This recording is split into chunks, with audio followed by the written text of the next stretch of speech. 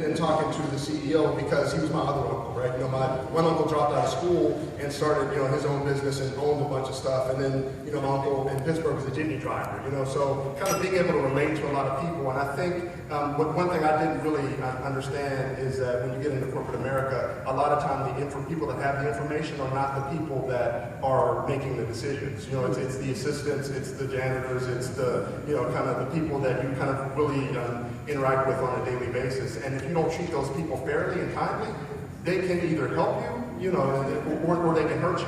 They can really, really hurt you. And I think, you know, I would not have learned that kind of going to boarding school. And not, again, I didn't, but, you know, not to diss anyone that went to boarding school, but I think that's the kind of thing you learn from just being around.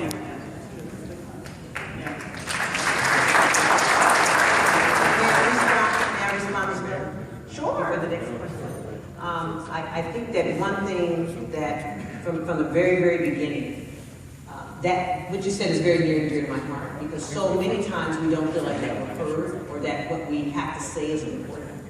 And I learned very early on, there was a speech that was supposed to be made when I was in the 6th grade, and they asked us to write a story and to deliver that story as a test. And if we delivered the story well, we would get a cookie. And I wanted that. So I wrote the speech, and we all met in the library, and I was just focused on the cookie, and I wrote the story, and I read the story with much enthusiasm. And then they asked me if I would give the graduation speech. I thought, oh my God, I bet you want to put that.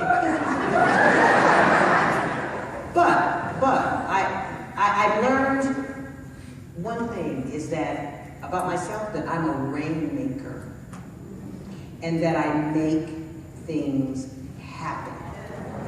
And I've seen that over and over and over again. One of my ex-roommates from undergrad is here, Helen Goss.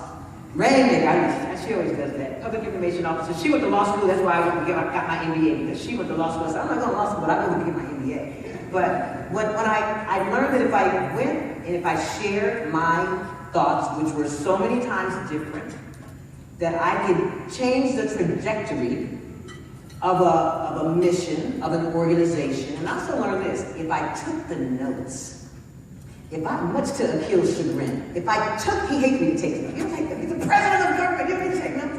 But the reason that I take notes is because I can shape the conversation. And I can shape the follow-up. And that's one way that I make things happen. And if you can, no matter where you are, no matter what level, if you can just shift